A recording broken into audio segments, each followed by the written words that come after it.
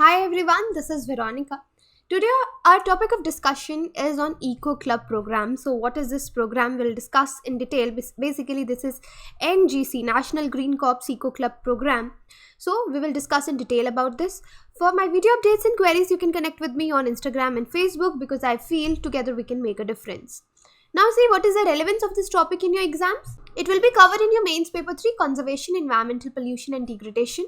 At objective level, you should know about what is this Eco Club program. Subjective level, sensitization measures for environment protection. So in what context today we are studying this? Because the annual meeting of this NGC Eco Club program of the Ministry of Environment and Forest and Climatic Change was recently organized. Talking about this program, EEAT, that is Environment Education Awareness and Training, it is an established center sector scheme of the Environment Ministry which is continuing since 1983 and 84. So the main aim is to promote environmental awareness and mobilize students' participation for environment conservation. And under this scheme, NGC Corps Eco Club program, it was initiated in 2001-2002 with the objective to impart knowledge to school children. So this is the main thing, we want to impart knowledge to the school children and to build cadres of students and trigger their sensitivity towards environment protection and conservation. So what kind of knowledge that we want to give to the school children? Through hands-on experience about their immediate environment. So it is envisaged that number of eco clubs shall be enhanced from about 1.5 lakh at present to 2 lakh in the ensuing year, that is year 2020-21, right? So what are the various objectives of this program? See, first is to impart knowledge to school children through their hands-on training and what we call in a better way hands-on experience about their immediate environment, interactions within it and the problems therein. And then to observe as in they want them to develop requisite skills of observation, experimentation. Then you have the survey, recording, analysis and reasoning for conserving the environment through various activities, and to inculcate the proper attitude towards the environment and its conservation through community interactions. That is another objective. The main thing is here to sensitize children to issues which are related to environment and development through field visits and demonstration. Therefore, another objective you can include to promote logical and independent thinking among these children so that they are able to make the right choices in a spirit of scientific inquiry. And then another objective is to motivate and stimulate these young minds. How we can stimulate them? By involving them in action projects which are related to environmental conservation, right? So these are the objectives.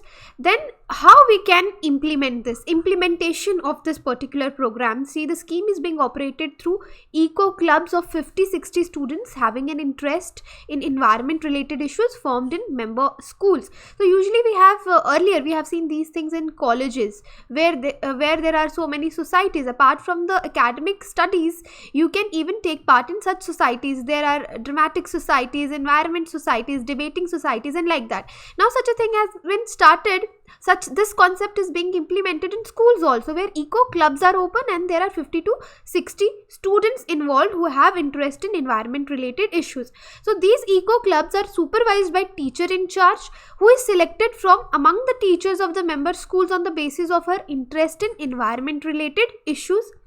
Then there is district management involved here, that there is district implementation and monitoring committee who will supervise, organize training for in charge teachers and monitor periodically the implementation of scheme at district level. Then we have state nodal agency also who will coordinate the implementation of the scheme in the state and organize related activities like training to master trainers. Then at national level, there is a national steering committee which will give overall direction to the program and ensure linkages at all the levels, right? So you should know here that this National Green Corps, it is largest program in the world. The program whom it targets? Children participating in the program. They will grow up and take care of the environment, because if we want to bring any change in the world, we have to start from the children. So that is the motto here. So NGC cadets are given pride places at celebrations of national days when they participate in their NGC uniform. Also, when these NGC cadets take up environmental activities, we have seen a lot of public attention and public support to these students, right? So till now we were discussing the current affair. The Eco Club meeting took place. That is why this program could be asked in your exams. From the mains perspective, now we will learn about various laws related to environment conservation in India. So to start with, the first one is your Air Prevention Control of Pollution Act 1981. So this is through an act of Parliament of India to control and prevent pollution. It was amended in 1987. So government passed this act in 1981 to clean up our air by controlling pollution. So it states that sources of air pollution, what are the sources? Like industry, vehicles, power plants, etc. are not permitted to release particulate matter like lead, carbon monoxide, sulfur dioxide, nitrogen oxide, or you have other VOCs. VOCs means volatile organic compounds or other toxic substances beyond a prescribed level. So this is one. Now coming to the second, Environment Protection Act 1986. This is also through an act of Parliament of India. So in the wake of after Bhopal gas tragedy, you all have heard about it, the Government of India enacted Environment Protection Act of 1986. So it was passed in March 1986 and it came into force. It was implemented from 19 November 1986. So this act is an umbrella for legislations designed to provide a framework. And in this act, main emphasis is given to environment, defined to include water, air and land, and interrelationships which exist among water, air and land and human beings and other. So now this act, the ozone depleting substances regulation control rules. So these are basically rules, 17 July 2000. So the objectives here and the key features here. But one thing you need to remember, these rules are framed under your jurisdiction of Environment Protection Act that I have just explained to you. So the objectives here are these rules set the deadlines that we need to phase out these ozone depleting substances. Similarly, use of halogens is prohibited after 1st January 2001, and since HCFCs are used as interim substitute to replace CFC, these were allowed till 2040. Okay, so ultimately here we want to phase out the ozone depleting substances. Now another is the Energy Conservation Act of 2001. So as a step towards improving energy efficiency, this was brought in, and the objective here is that the Energy Conservation Act 2001 is the most important multi-sectoral legislation in India.